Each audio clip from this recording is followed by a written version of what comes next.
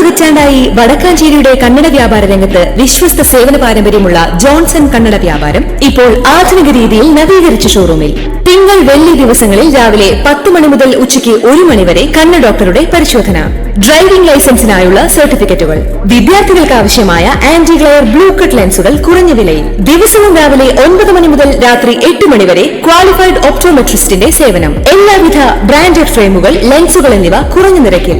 Johnson Kannada വ്യാപാരം, John's tower, divine ആശുപത്രിക്ക് എതിർവശം, Vadakkanchery. Phone 94963474. മലയാളികളുടെ ഭാവഗായകൻ പി ജയചന്ദ്രൻ അന്തരിച്ചു. 81 വയസ്സായിരുന്നു. അർബുദ രോഗത്തെ തുടർന്ന് കഴിഞ്ഞ കുറച്ച് വർഷങ്ങളായി തൃശൂർ അമല ആശുപത്രിയിൽ ചികിത്സയിലായിരുന്നു. 1944 മാർച്ച് 3 എറണാകുളം ജില്ലയിലെ രവിപുരത്ത് രവിവർമ്മ കൊച്ചനിയൻ തമ്പുരാന്റെയും പാലിയത്ത് സുഭദ്ര കുഞ്ഞമ്മയുടെയും 5 മക്കളിൽ മൂന്നാമനായാണ് ജനനം.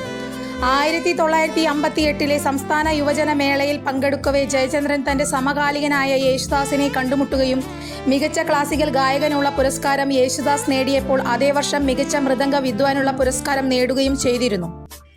ഇരിങ്ങാലക്കുട ക്രൈസ്റ്റ് കോളേജിൽ നിന്ന് സുവോളജിയിൽ ബിരുദം നേടി. അതേ വർഷം കുഞ്ഞാലി മരക്കാർ എന്ന ചിത്രത്തിനു വേണ്ടി പി ഭാസ്കരൻ ചിദംബരനാഥ് ടീമിന്റെ ഗാനമാണ് ആദ്യമായി പാടിയതെങ്കിലും കളിത്തോഴനിലെ മഞ്ഞലയിൽ മുങ്ങിത്തോർത്തി എന്ന ഗാനമായിരുന്നു ആദ്യം പുറത്തുവന്നത്.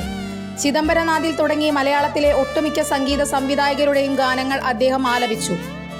1986 ശ്രീനാരായണ ഗുരു എന്ന ചിത്രത്തിലെ ശിവശങ്കര സർവ ശരണ്യ വിഭോ എന്ന ഗാനത്തിലൂടെ ജയചന്ദ്രനെ തേടി മികച്ച ഗായകനുള്ള ദേശീയ പുരസ്കാരമെത്തി.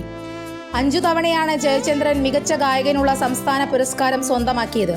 മലയാളത്തിന് പുറമെ തമിഴ്, തെലുങ്ക്, ഹിന്ദി ഭാഷകളിലും ജയചന്ദ്രൻ സംഗീത സാന്നിധ്യമായി.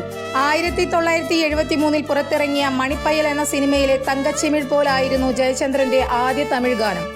1982 തെലുങ്കിലും 2008 ഹിന്ദിയിലും വരവറിയിച്ചു.